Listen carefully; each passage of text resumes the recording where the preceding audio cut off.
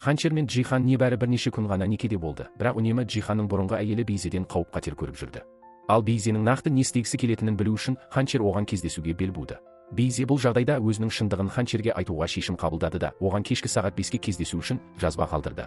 Ханчердің көңілі аса емес еді. Джихан келіп сөйлескісі келсе де, Ханчер оған көңіл бөлмеді. Джихан неге көңілі түсіп тұрғанын сұраса да, Ханчер жауап бермеді. Ақыры Ханчер жалғыз шығып кетті. Джихан оны байқап, көңіл күйінің дұрыс еместігін сезіп, артынан ерді. Ханчер барған жерге жеткенде Бейзе кездесуге дайындалып жатқан еді, бірақ әкесі оны тоқтатты. Әкесі жігіттің анасынан Бейзе тағы бір іске кіріспекші болып жүр деп естіп, іздеп келген. Ол Ханчерге бәрін айтып, Джихан мен Ханчердің некесін бұзғысы келген екен. Әкесі Бейзеге асықпауды ескертті. Сол уақытта Джихан біраз ренжіп, Ханчерге барып, не істеп тұрғанын және кіммен кездесетінін сұрады. Ханчер Бейземен кездесуге бару себебін түсіндірді. Бейзе оны шақырып, кейбір сұрақтарын бетпе-бет сұрауға мүмкіндік бермекші екен. Джихан неге оған бару керегін сұрап, оны өзіне сенбейді деп ойлады. Ол екеуі жаңа өмір бастайтыны туралы келісімге келгенін еске салды, және Ханчер не білгісі келсе, бәрін айта алатынын айтты. Джихан бұрынғы әйелімен арасында ешқандай сезім немесе байланыс жоқ, ол некеге мәжбүр болған. Ал олардың есімдерін бір-бірінің жүзігіне қашау себебі Ханчер оған отбасылық өмірге сену мүмкіндігін бергендіктен еді. Сол сәтте Джиханға телефон шалынды, қайын ағасының жағдайы нашарлап, шұғыл түрде ауруханаға жеткізілді. Екеуі дереу ауруханаға барды. Ағасының жағдайы өте ауыр, тез арада операция жасау қажет болды. Джихан барлық байланыстарын пайдаланып, дәрігерді елге қайтаруға әрекет жасады, бірақ бүгінгі рейстен билет табылмады. Ол адвокатына жеке ұшақ ұйымдастыруды тапсырды, сол арқылы дәрігерді елге әкелді. Джиханның көмегімен ағасы тез арада операциядан өтті, бірақ әлі қауіпті жағдайда болды, сондықтан тұрақты бақылауда болу керек еді. Джихан әрқашан жанында болып, барлық шаруаларын ұйымдастырды. Ханчер мен Джиханның арасындағы Бейземен кездесу тақырыбынан біраз бөлініс болды.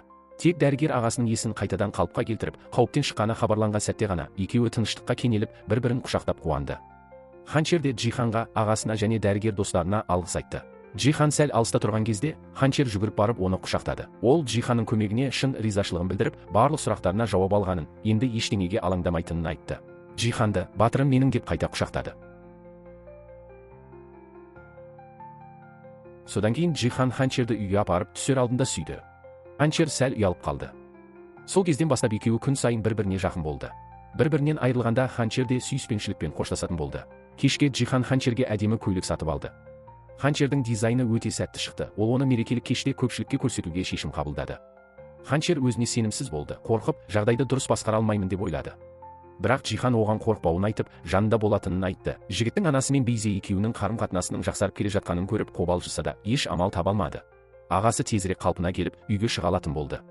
Джихан Ханчердің алаңдағанын сезіп, ағасын ескі үйге апарып, Ханчердің қамқор болуын жеңілдетті.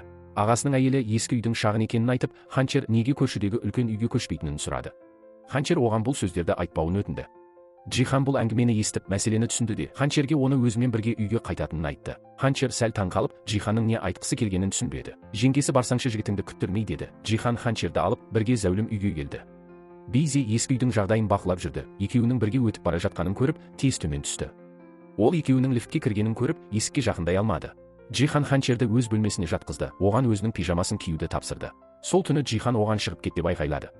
Дауысы қатты болып, Ханчерді шошытты. Ханчер есікті ашып, не болғанын көргісі келді. Бейзе есіктің ашылғанын естіп, мүлде қорықпады. Керісінше, Джихан дауысты қаттырақ етіп, барлық үйде естілетіндей етіп айқайласын деп ойлады. Осылайша Ханчер Джиханның жасырған нәрсесін біле алады деп ойлады. Джихан тез есікті ашып, Ханчердің алдына шығып, дереу бөлмесіне қайтуын бұйырды. Ханчер сәл шошып тез бөлмесіне кірді. Джихан Ханчерге айқайлаған соң өкінді.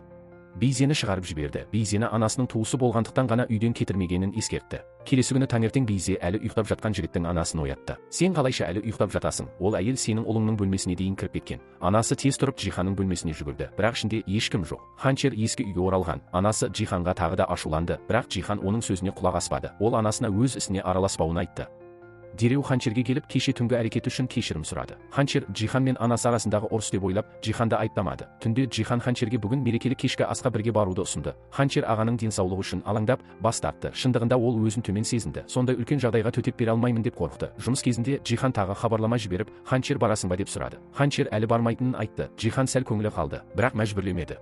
Джиханның анасы мен Бейзе мерекелік кешкі асқа барды. Джихан Ханчерді ертіп бармағанын көріп, екеуі де өздерін жеңімпаз сезінді. Ханчер қанша тырысса да, олардың отбасының мүшесі болуға құқығы жоқ. Джихан үнемі есікке қарап отырды. Ханчердің келуін күтті. Джихан оған дайындалған сыйлықты көріп, сәл ойланып қалды. Джихан сөз сөйлеп жатқанда, Ханчер ақыры жарқырап келді. Барлығының назары Ханчерге түсті. Джиханның анасы Ханчерді көргенде түрі бұзылып кетті.